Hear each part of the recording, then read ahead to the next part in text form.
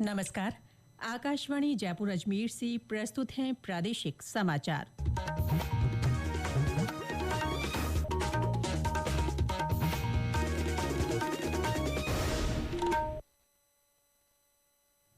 समाचारों के साथ मैं रितिका गुप्ता। राज्य की 16वीं विधानसभा का चौथा सत्र आज हंगामे के साथ शुरू हुआ। प्रतिपक्ष ने मतदाता सूची संशोधन मुद्दे को लेकर सदन में जोरदार हंगामा किया। स्पीकर वासुदेव देवनानी ने विपक्षी सदस्यों को सदन के अनुरूप व्यवहार करने को कहा। हंगामे के बीच ही जीएसटी द्वितीय संशोधन विधेयक 2025, कारखाना राजस्थान संशोधन विधेयक 2025 और राजस्थान स्वास्थ्य विज्ञान विश्वविद्यालय अध्यादेश 2025 सदन में रखे गए। इसके अलावा राजस्थान कोचिंग सेंटर नियंत्रण और विनियमन विधेयक 2025 को दोबारा सदन में रखा गया। ये विधेयक पिछले सत्र में पेश किया गया था, जिसे प्रवर समिति को भेज दिया गया था। सदन में आज पिछले दिनों दिवंगत हुई प्रमुख हस्तियों को श्रद्धांजलि अर्पित की गई और उनके निधन पर शोक प्रकट किया गया।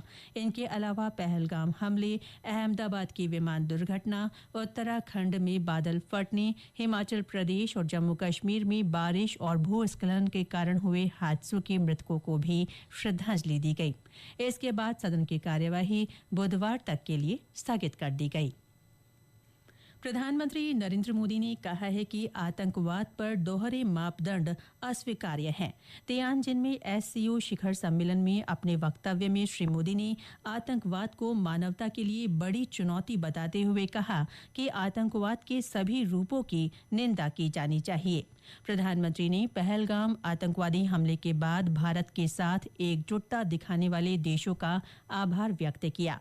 श्री मोदी ने इस बात पर प्रकाश डाला कि एससीओ के सदस्य के रूप में भारत ने सकारात्मक भूमिका निभाई है। उन्होंने कहा कि एससीओ के लिए भारत का दृष्टिकोण और नीति 3 महत्वपूर्ण स्तंभों सुरक्षा, संपर्क और अवसर पर आधारित है।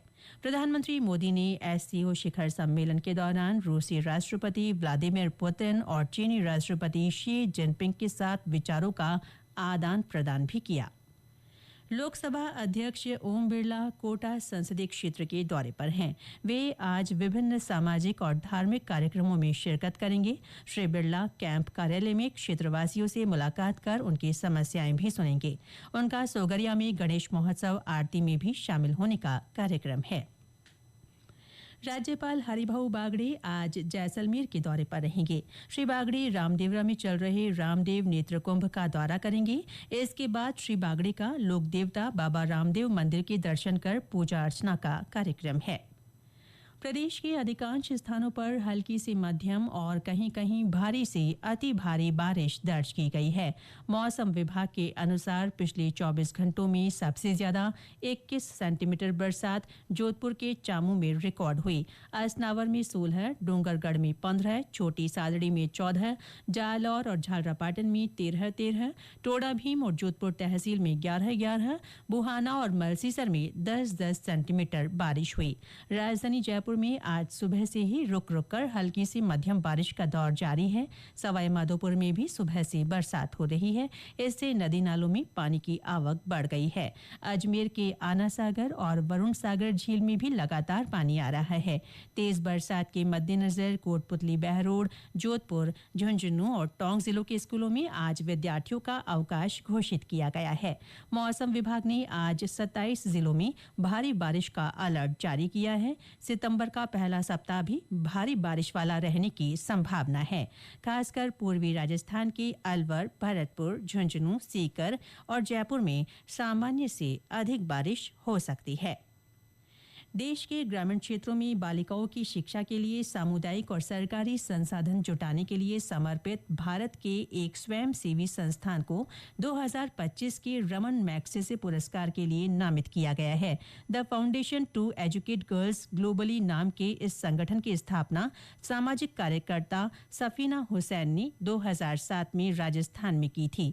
ये संगठन एजुकेट गर्ल्स के नाम से लोकप्रिय है। रमन मैग्सेसे की आधिकारिक प्रेस विज्ञप्ति विज्ञप्ति में कहा गया है कि एजुकेट गर्ल्स ने लड़कियों की शिक्षा के मामले में सबसे जरूरतमंद समुदाय की पहचान की और स्कूल नहीं जाने वाली लड़कियों को कक्षा में लाया गया और उन्हें तब तक कक्षा में बनाए रखने का काम किया गया जब तक वे उच्च शिक्षा और लाभकारी रोजगार के लिए योग्यता हासिल नहीं कर लेती। इसके साथ ही प्रादेशिक समाचार बुलेटिन समाप्त हुआ। हमारा अगला बुलेटिन शाम 6:30 बजे प्रसारित होगा। नमस्कार।